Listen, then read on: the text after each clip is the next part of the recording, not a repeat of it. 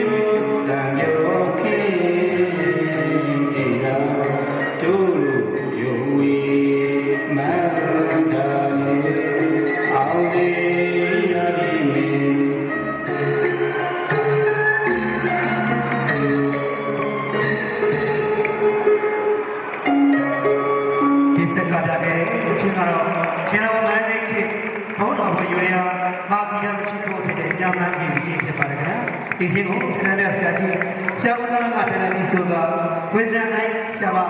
ဒေါ်စုစုနိုင်ရဲ့တပည့်နိုင်ကလည်းပြုတ်တော်တင်ဆက်ထားကြတာဖြစ်ပါတယ်